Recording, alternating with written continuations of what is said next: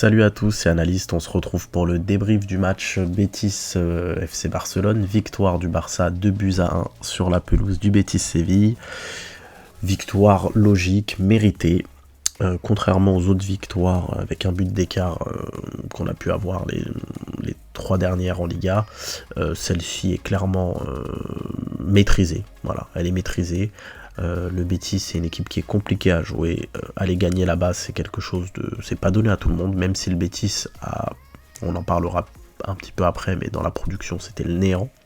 Mais voilà, là, clairement, c'était une victoire de champion, une victoire de patron. C'était pas une victoire petit bras. Elle est méritée, on a loupé des occasions. On aurait pu ouvrir le score beaucoup plus rapidement. Donc sur ce match, Xavi a opté pour son système à 4 milieux de terrain, qui clairement est le système du Barça cette saison et qui sera le système jusqu'au bout, avec donc Gavi dans la ligne d'attaque avec Lewandowski et Rafinha. Rafinha qui était extrêmement attendu puisque c'était le premier match sans Dembélé.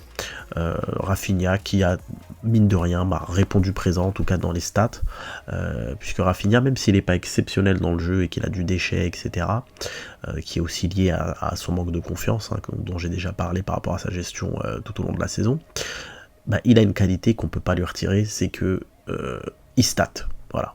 En première mi-temps, il fait une passe qui doit être décisive pour Pedri. Pedri, on en reparlera après, qui fait aussi un gros match. Il fait une passe donc qui devrait être décisive pour Pedri. Il marque un but où il est en jeu d'un petit mètre, ou enfin de quelques centimètres sur une passe de Frenkie de Jong. Et il ouvre le score en deuxième mi-temps. Et sur le but de Lewandowski, c'est lui qui provoque le corner. Donc Rafinha, même si dans le jeu c'est pas encore parfait, même si dans les 1 contre 1 c'est pas encore parfait, et qu'il y a beaucoup de choses à faire, au niveau comptable, au niveau stat, ce qui est le plus compliqué pour un attaquant, il est là. Aujourd'hui c'est un but, et normalement une passe décisive.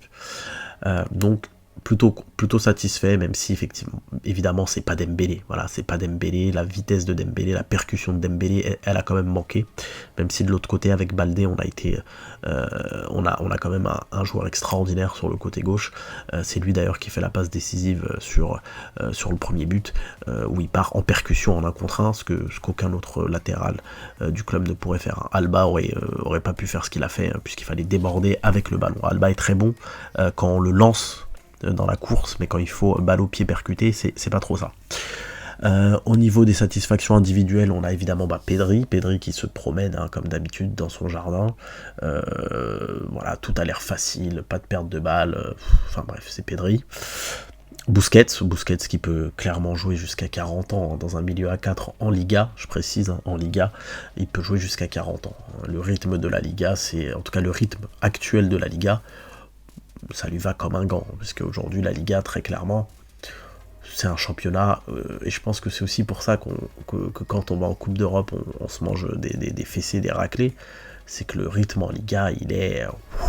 franchement... je fais 2 semaines à Basic Fit et je peux jouer. Le rythme, c'est très lent. Ce qui n'empêche pas, après on prend le rythme comme il est, ce qui n'empêche pas Busquets du coup de briller, de faire ce qu'il sait faire, donc orienter, les petits contrôles, enfin voilà, du Busquets. Frenkie également, très bon, très malin d'ailleurs sur l'ouverture du score où il joue rapidement un coup franc. Rafinha, donc j'en ai parlé. Lewandowski, buteur, mais Lewandowski, j'ai un peu de mal avec ses prestations, je trouve qu'il décroche un peu trop, on a du mal à se connecter avec lui, il se crée pas énormément de situations, enfin en même temps il n'est pas servi, mais il n'est pas non plus au bon endroit, donc mitigé sur Lewandowski, même s'il marque. Gavi égale à lui-même. La défense, Koundé a mis un but contre son camp, il s'est endormi pour le coup, mais la défense clairement, c'est quelqu'un dans mes commentaires qui a dit la BAC, donc BACK, Balde, Araujo, Christensen, Koundé, c'est du solide. Franchement, c'est très très très solide, c'est très costaud. En face, honnêtement, il n'y avait rien. Jouer le contre avec Borja Iglesias, Fekir et Canales qui ont la vitesse de je sais pas, c'est comme jouer le contre avec, ils ont la vitesse je sais pas de Busquets, mais presque. C'est des joueurs, c'est pas des joueurs pour jouer la transition. Donc forcément, il n'y avait rien. Une Liga, voilà, je l'ai déjà dit, je le répète, c'est vraiment... Le championnat est très très faible. Donc on verra contre Manchester United, donc en Coupe d'Europe, ce que ça va donner, puisque là on aura un échantillon, je pense, plus réel et plus parlant de notre vrai niveau. Ferran qu'on a revu aussi, hein, tiens, je l'avais oublié, mais d'ailleurs il est rentré, on l'a encaissé, même si évidemment c'est pas de sa faute, hein, là c'est totalement gratuit, c'est pas de sa faute. Et donc Ferran qui est rentré à la place de Gavi, ce qui a fait qu'on est passé en 4-3-3, puisque en dessous était aussi rentré. Et c'est curieux, mais en 4-3-3, et c'est dingue de le dire pour le FC Barcelone, mais en 4-3-3 avec deux ailiers, on ne sait pas jouer. Voilà. Alors ça c'est vraiment dingue. Le FC Barcelone ne sait pas jouer en 4-3-3. Ça, c'est quelque chose... pourtant, le 4-3-3, c'est notre ADN, c'est notre formation. Xavi le connaît par cœur. Mais dès qu'on joue en 4-3-3, on n'y arrive pas. On est passé en 4-3-3, donc avec l'entrée d'en dessous et de Ferran. On a reculé, on a encaissé, et on s'est fait peur. Moi, ça, c'est quelque chose que vraiment qui me fascine. Bon, on a trouvé une alternative avec ce milieu à 4, qui aujourd'hui fonctionne très bien et qui, moi, honnêtement, me plaît. Mais je trouve ça assez dingue qu'on n'arrive pas à jouer en 4-3-3. On a besoin de solidifier ce milieu de terrain. Alors est-ce qu'on a besoin de le solidifier parce qu'on joue avec Busquets, qui ne peut pas être seul sentinelle, ou est-ce que c'est parce que dans la tactique c'est pas bon? Personnellement, je pense que c'est parce que Busquets tout seul ne peut pas gérer le poste. Donc ça crée un déséquilibre trop grand. Mais encore une fois, Xavi a trouvé la solution en ajoutant un milieu de terrain. À voir ce que ça donnera encore une fois contre Manchester United en Coupe d'Europe. Pour la Liga, donc là on a 8 points d'avance sur le Real Madrid. Le Real Madrid qui va recevoir demain Valence. Bon, on verra s'il gagne ou s'il gagne pas. Nous en tout cas, on a notre destin entre nos pieds, dans nos mains.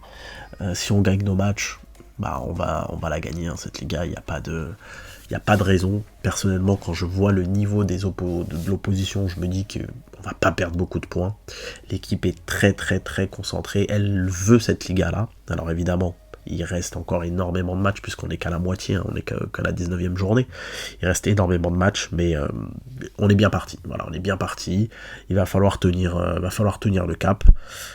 Et continuer comme ça, très clairement. Là, il va falloir très bien négocier l'absence de Dembélé, puisque là, il va être absent pendant 1 mois et demi. On parle d'1 mois et demi, voire plus.